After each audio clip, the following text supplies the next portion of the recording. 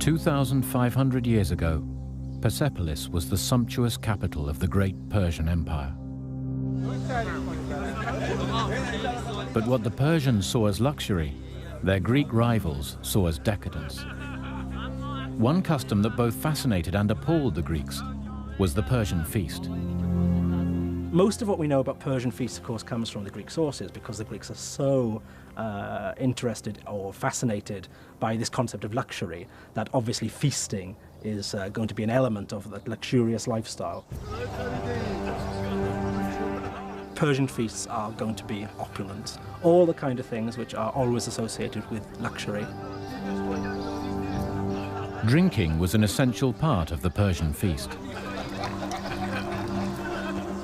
Herodotus wrote, "The Persians are very fond of wine, and no one is allowed to vomit or urinate in the presence of another person."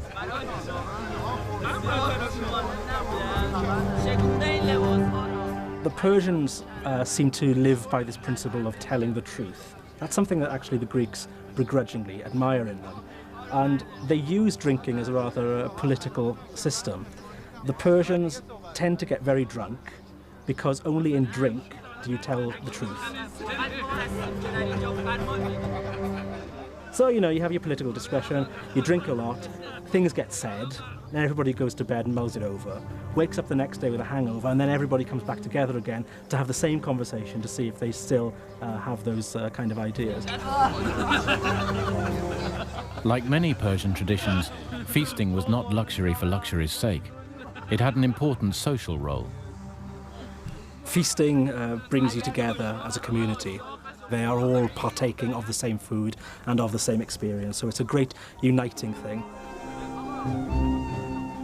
Yet to the Greeks, it was another example of why the Persians were an inferior race. Alexander the Great warned his own soldiers that gluttony and opulence lead to much unmanliness. Those that eat such enormous meals are far too quickly beaten in battles.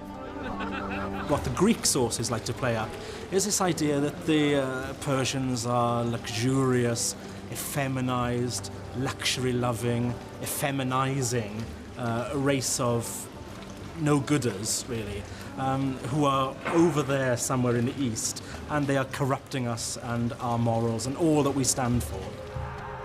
And it was Alexander the Great who was determined to end the corrupting influence of the Persians once and for all. In 334 BC, he began a campaign to take over the empire that had ruled the known world for the previous 250 years. At the first pitched battle between the two armies, at Issus in Turkey, Alexander's Macedonian army scored a resounding victory over the forces of King Darius III of Persia, despite being greatly outnumbered. A lot probably has to do with different military tactics that the Macedonian army used against the Persians. The Persians were used to fighting in a plain. They were using chariots, which were not used in the Macedonian army. But it was also the Macedonian idea of immediate surprise attack that helped.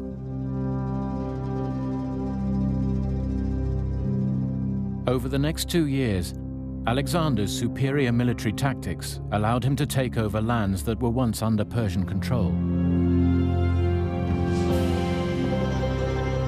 In 331 BC, he reached Persia itself.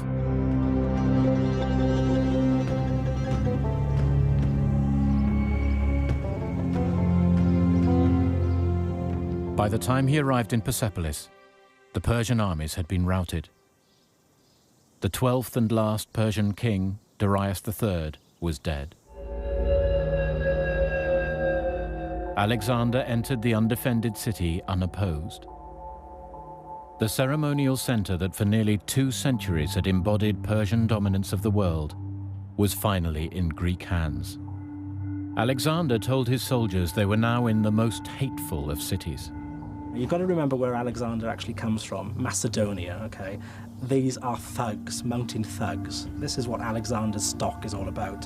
And suddenly he comes to this place, which after all, the Persians have been accused for centuries of being effete luxury lovers. Now this stuff is anathema to Alexander's Macedonian and Greek followers.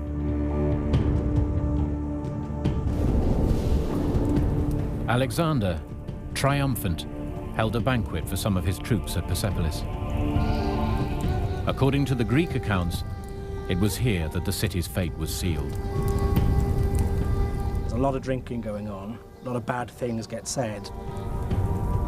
Alexander has got in his company, according to some Greek and later Latin sources, a couple of courtesans, one of whom is called Thais, who is supposed to be one of the most beautiful courtesans in Greece. Now, she, I dare say, is a little bit drunk and perhaps a little bit emotional, we don't know. But she decides to ask Alexander, would it be okay if she burns down Persepolis? Alexander, in his drunken state, says, sure, go ahead. Alexander fully understood the symbolic importance of Persepolis as the very heart of the Persian Empire. It had to be destroyed. Alexander will destroy everything that could be a potential source of resistance and opposition to him. Persepolis was that. He wanted to make a point of destroying Persian power.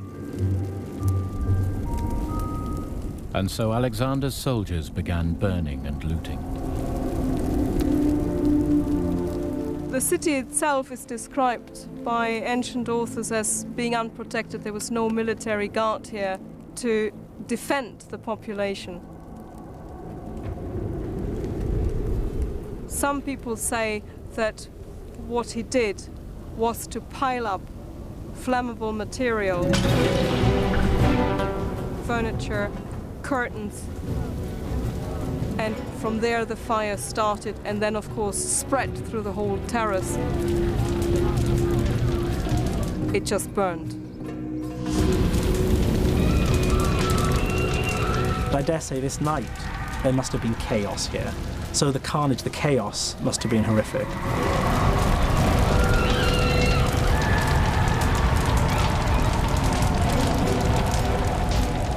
Alexander's soldiers just ransacked the city. They looted everything that was there.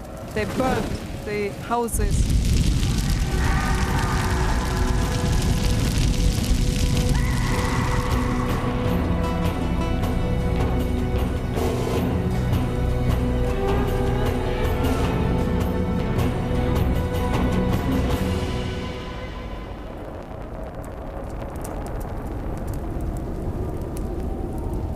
I think Alexander is the first recorded hooligan in history.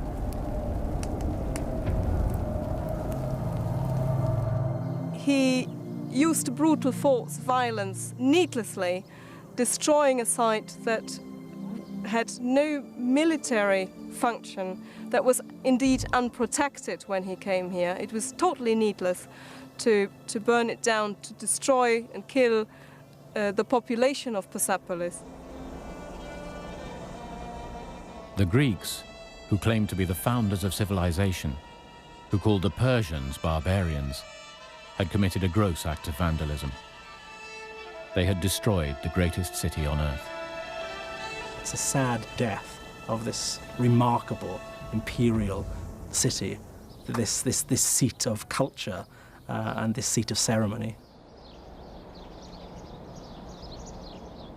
At the time, it was the most magnificent city in the non-ancient world, and that Alexander had destroyed. And with that, an era came to an end. But by burning down the city, Alexander ironically helped preserve it. Much of it remained buried under the ashes produced by the fire, protected from the elements for the next 2,000 years. It was not until the excavations of the 1930s that many of the reliefs and clay tablets that tell us so much about Persian life could be studied for the first time. And although the city had been destroyed, the legacy of the Persians survived. Their formal gardens, their ceremonial architecture, and their sense of luxury were copied by other civilizations, even the Greeks. But their greatest achievement of all was the empire itself. the first global empire in history, was built on a model of tolerance and respect for other cultures that few great powers have ever matched. Perhaps now, at last, the Persians will take their rightful place as one of the great civilizations of antiquity.